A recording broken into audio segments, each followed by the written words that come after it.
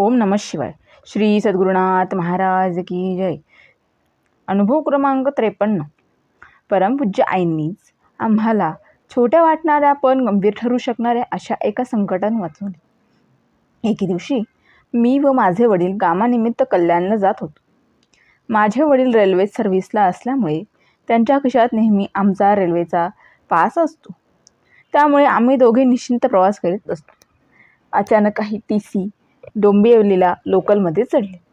सर्वांची तिकिटे चेक करीत आमच्याजवळ आले. त्यांना वडिलांनी आमचा फॅमिली पास दाखवला. मी व माझे वडिलांच्या चेहऱ्यावर खूप साम्य असून एकाच उंचीचे असल्याने TC म्हणाला, हा तुमचा मुलगा नसून फॅमिली पासवर भावाला नेता येत नाही. तुम्हाला दंड व ह्याचे पूर्ण तिकिटा एवढे पैसे भरावे लागतील, कारण हा तुमचा भाऊ तुमच्या पासवर तुम्ही घेऊन चालला आहात. वडिलांनी खूप सांगितले की हा माझा भाऊ नसून माझा मुलगा आहे, तरी तो काही केले ऐकेना. शेवटी मी परमपूज्य आईंचा मनातल्या मनात धावा करू लागलो व प्रार्थना करू लागलो की तुम्हीच आम्हाला ह्या संकटातून बाहेर काढा. शिवाय मी ओम नमः शिवाय म्हणत होतोच. एवढ्यात माझ्या वडिलांना परमपूज्य आईंनीच बुद्धी दिली. ते TCला म्हणाले, थांबा, मी तुम्हाला पुरावा देतो. आणि बेळगावला गेल्याचा पास शोधण्यासाठी त्यांनी काही पाकिट काढले.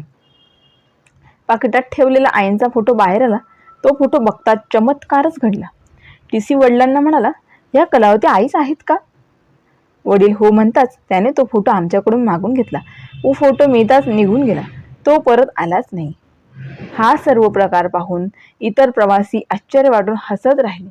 एकूण परमपूज्य आईंच्याच कृपेने आम्ही या संकटातून सही सलामत सुटलो. श्री सद्गुरुनाथ महाराज की जय.